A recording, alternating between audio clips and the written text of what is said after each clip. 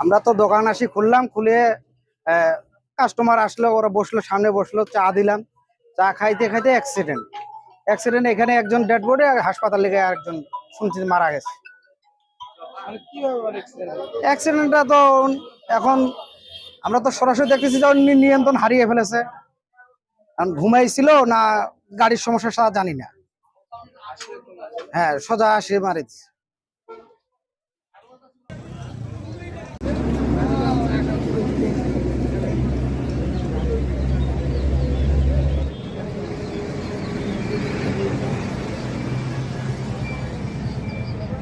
দোকান বেকার পড়ে যাবে দোকান।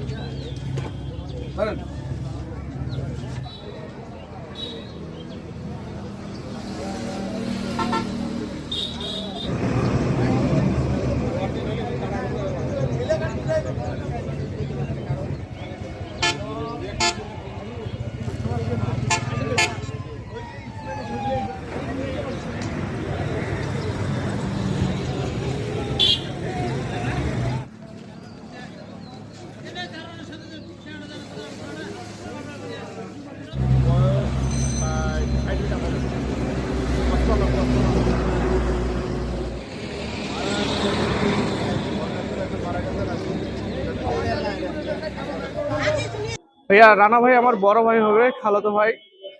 তিনি মৃত্যুর দায়ে আমরা বিচার চাই। অসৎ ড্রাইভারের পক্ষে আমরা কথা বলতে চাই।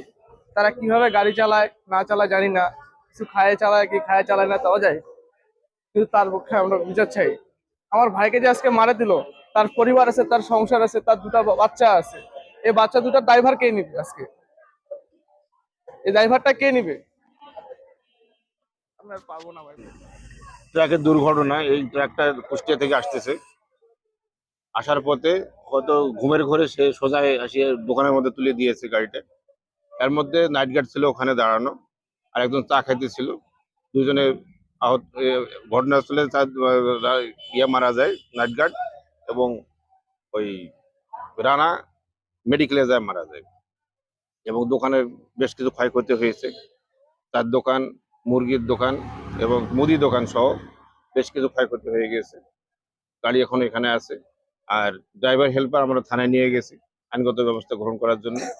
লাশের অলরেডি সুরতাল রিপোর্ট হয়ে গেছে, ডাক্তারের পর আরটিএ হয়ে গেলে আমরা লাশ হস্তান্তর করব, এই আর কি।